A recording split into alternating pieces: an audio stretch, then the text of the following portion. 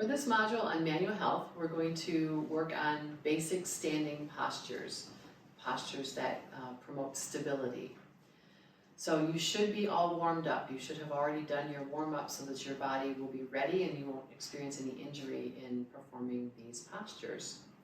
So we'll begin with the basic standing posture, the posture that's the basis for all standing postures, which is mountain pose or Tadasana. Tadasana begins with feet. Your feet are parallel and about hip distance apart. Hip distance is a little narrower than you might think. Many people think if they stand like this, it's hip distance. It's actually a little bit too wide. So your feet are parallel, hip distance apart. You can feel your quads and your core engaged, so you're sort of lifting up through the body as opposed to sort of slumping. Shoulders are square, shoulder blades melting nicely down your back. And you can simply open your palms into mountain. You also could take a nice inhale and bring your arms up alongside your ears. Fingertips are reaching toward the sky. Shoulder blades are melting down the back. Strong, stable mountain. And just breathing. You can even close your eyes and see what it feels like on the inside to be a mountain.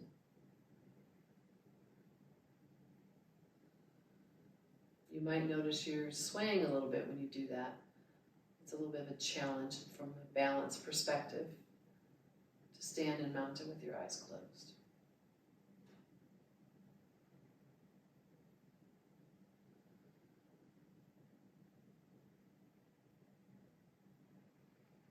Nice big inhale, and on your exhale, slowly lower your arms. When you reach shoulder height, turn the palms facing down to protect your shoulders as you release your arms. Mountain. Our next standing posture is Ardha Chandrasana, which is half moon. So again, we're in our Tadasana basic stance with our feet parallel, hip distance apart, core and quads are engaged, lifting up, long spine. You can think about sort of an invisible string sort of lifting from the top of the spine. So we'll begin with our hands on our hips. You also could begin with your arms up overhead, clasped, whichever you prefer. So I will start with my hands on my hips for this side. And again, I will mirror you. So our hands are on our hips. We're in our mountain posture. Nice big inhale. On the exhale, going to kick the left hip out. And bend to the side. We're lifting up and bending. We're not just crunching along the ribs. You can bring your arm up overhead. You can release this arm, or you can have the arms clasped overhead in your half moon. Feeling that stretch along the left side of the body. Breathing into that stretch. Can you imagine the air going to those muscles, allowing them to relax? You might find yourself thinking, oh, Ujjayi breath would be good here.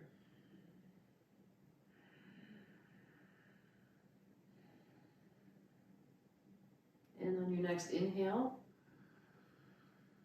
coming up to center, and if your arms are overhead, exhale, release, turning the palms at shoulder height to go down. Just take a moment, maybe placing your hands somewhere on your body, closing your eyes or softening your gaze, and just notice what's happening in your body.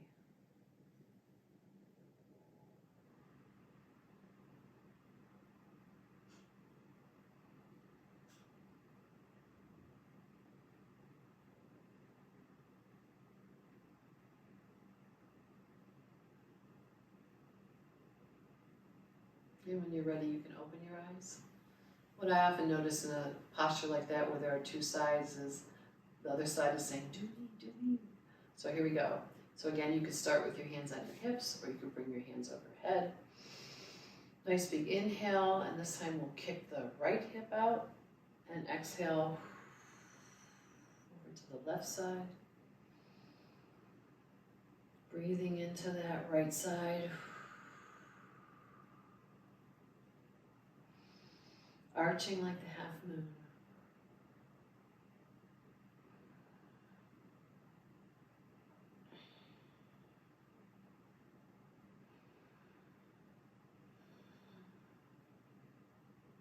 Your next inhale, come back up to center, and if your arms are overhead, exhale, release your arms, turning the palms face down and shoulder height.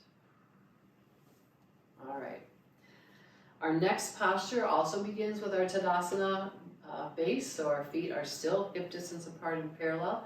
If your body allows that, right, depending on how your bones are seated in your hip socket, they might rotate a slight amount.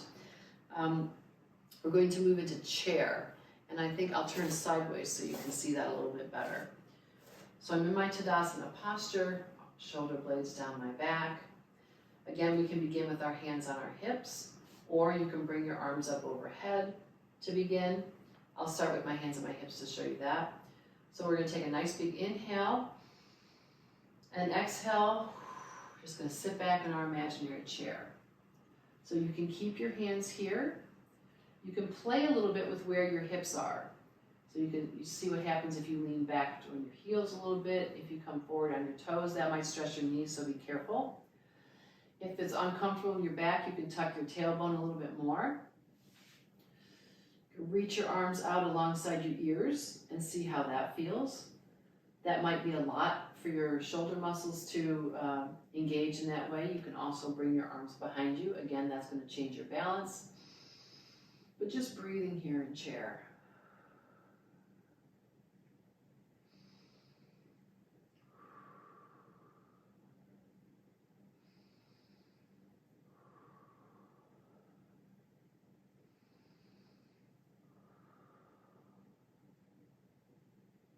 Your next inhale, slowly rise.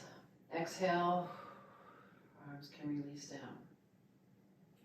So some of these postures may be a lot of work, right? The chair requires a lot of strength in the quads and the glutes. And then if you're holding your arms over your head, there's a lot of strength in the shoulders. So you should always feel free to modify the posture. And if you need to take a little bit of a break as we're going through, if we're holding it a little longer, and it's, a lot, you can come out of it a little bit, right? If you're in chair, you can come up a little bit, come all the way out, take a breath, and then come back and join us again. So you should listen to your body, right? Pay attention to your body, but also I encourage you to see how much your body can do, right? So maybe pushing yourself a little bit, but never to the point of pain, exhaustion, you're wobbling and you might fall over, those kinds of things. So find that sweet spot for you between providing a challenge for your body with the practice, but also taking care of yourself and paying attention to what your body is telling you in your practice. All right, so the next posture I'd like to teach you is Virabhadrasana, or Warrior One, it's often referred to. So I've got my mat on a slight angle here so that you'll be able to see what my feet are doing. So I'm going to start again with my feet in Tadasana. Now I'm going to be in a standing posture. I'll show you how to do this, but you can also do it using your blocks, and I'll show you that in a second. So I'll demonstrate it first, and then we'll go through it together. So I'll show you the two different ways to get in. So one way is to take a nice inhale and then step back into a high lunge. Now, I always try to get my foot back as far as I can, but you need to find the stance that works for you. So maybe it's right here, right? Maybe this is your warrior. But you can go back as far as you'd like. It may be difficult for you to take that step back. It is a challenge from a balance perspective, particularly if you step right straight back and your feet are still very close. If you step out a little bit, then you've got a little more stability. But you can also take blocks and come down and meet your blocks, and then step back and then release the blocks and come up. So that's another way to get into it. So when you're in your high lunge, then we're going to drop that back heel. And I've dropped it so that it's not perpendicular to my front foot, but on an angle. So my toes are pointed inward, and my heel is aligned with the arch of my foot. So that's going to be the stance, the base for our warrior. So let's do it all together. Again, you can start with your hands on your hips. If you want a little bit more of a challenge, you can start with your arms over your head. So hands on the hips, our feet are in Tadasana, parallel, hip distance apart. Take a nice step back, find your high lunge. We want to protect that front knee, so try not to let it go above the ankle. Keep the knee right over the ankle. You can keep your arms here or bring them up alongside your ears. We'll drop that back foot, Double check that your front heel is aligned with the arch of the back foot. Your hip bones are rotating toward the front of your mat, so they're parallel with the front of your mat. That left knee is going to want to collapse inward. Try to keep it reaching toward your pinky toe. Shoulder blades melting down your back, nice and relaxed. Fingertips reaching toward the sky. Your feet strong and stable on the mat. Looking right out fearlessly in your warrior. Maybe with a little smile on your face. How proud are you at how strong you are?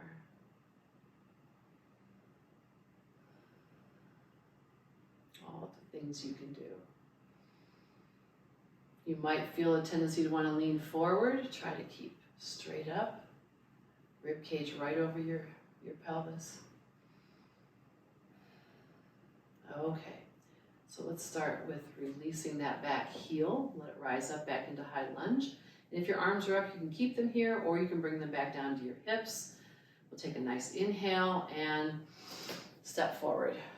If you used your blocks to get in from here, from your high lunge, then you can reach down and grab your blocks and step forward and then slowly rise up. So that's warrior on the right side. Let's do the left side. Back to our Tadasana feet, parallel, hip distance apart. We'll start with our hands on our hips. Nice inhale as we step back into high lunge. Again, you can keep your hands here or bring your arms up. We'll drop that back heel down. Look and check and make sure that your front heel is aligned with the arch of your back foot. Hip bones facing forward. Your rib cage is resting right over your pelvis. Your fingertips are reaching to the sky. Shoulder blades are melting down your back, nice and relaxed. Strong warrior. Ready to do anything with a smile.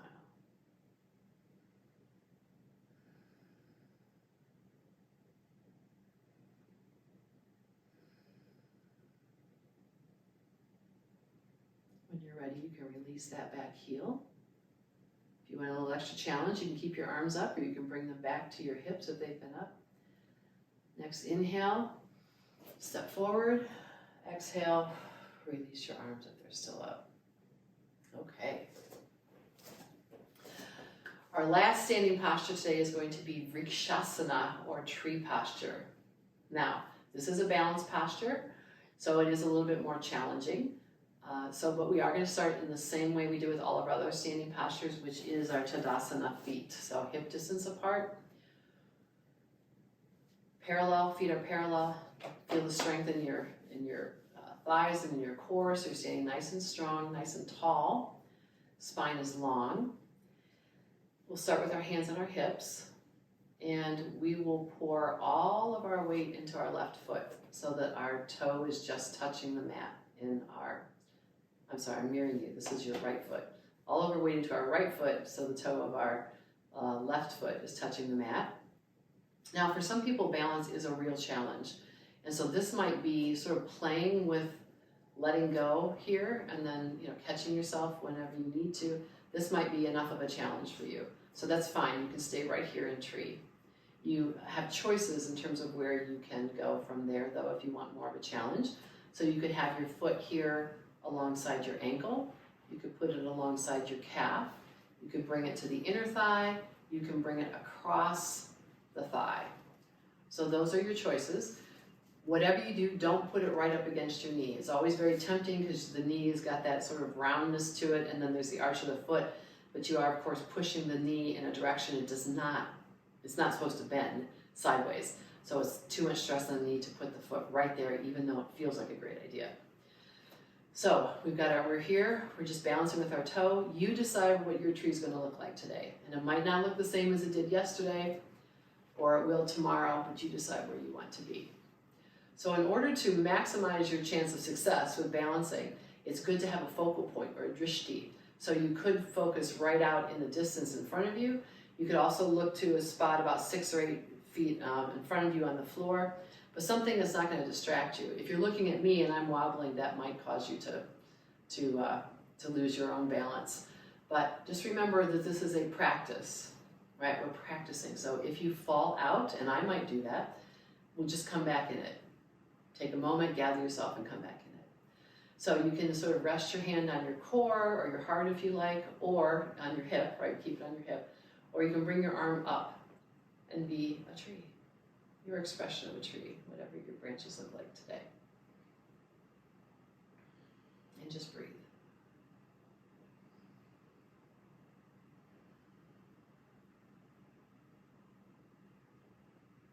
That hip wants to fight to come towards center, so if you can think about rotating that knee out a little bit without moving your hip bones should still face forward. And breathing.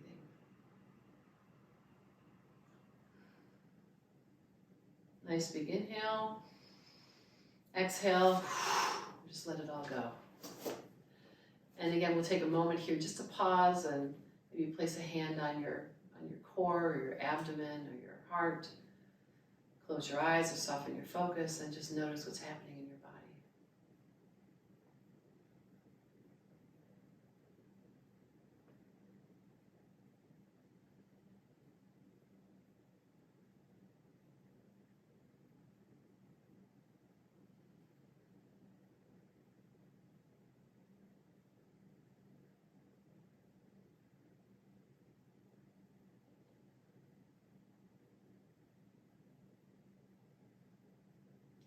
When you're ready, you can open your eyes and we'll be a tree on the other side.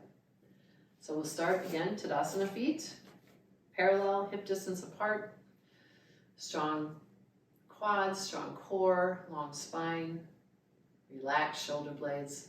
Our hands are on our hips. We'll pour all our weight into our left foot this time, with our right foot, the toe just touching. And again, you can stay there. You can come to the ankle, the calf, the inner thigh, or cross the thigh, whatever you are feeling like. And what you do on this side may not be what you did on the other side. That's perfectly fine. You can keep your hand on your hip.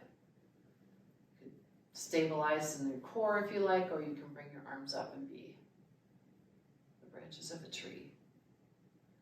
Remember, your hip bones are facing forward, while that knee is pushing to the outside. And your focal point will help you keep your balance, whether it's out in front of you, in the distance, or whether it's on the floor a few feet away. And remember, if you stumble, lose your balance, it's all part of it. It's a yoga practice, not a yoga perfect.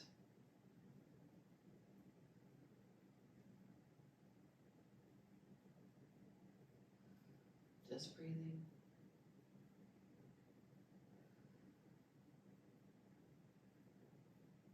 Nice big inhale,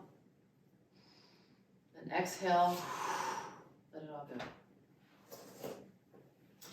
So we'll be ready for Shavasana now. So you can take a pause here and get your socks, your sweater, your blanket, a pillow, extra pillows for your knees, whatever you need. Take your pause right now, and then come back. And now that you're back, go ahead and lie down in Shavasana. Get yourself nice and comfortable. And if you really can't find comfort on your back, you always can lay on your side or your stomach too. Remember that. It's all about you finding your optimal comfort. And where you're comfortable may differ from day to day. So give yourself permission to just pay attention to your body and honor whatever it is you need in this particular moment. So now that you're comfortable, bring your awareness to your breath, wherever you feel it in your body.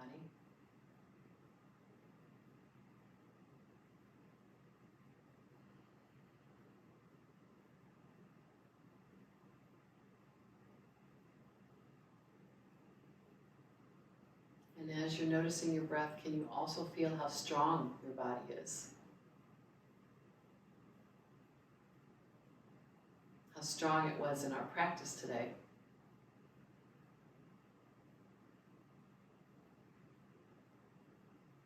And And can you find a place where you can allow yourself to relax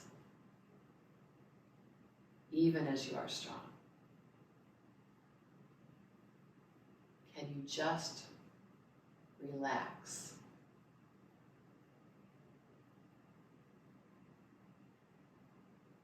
And enjoy just being.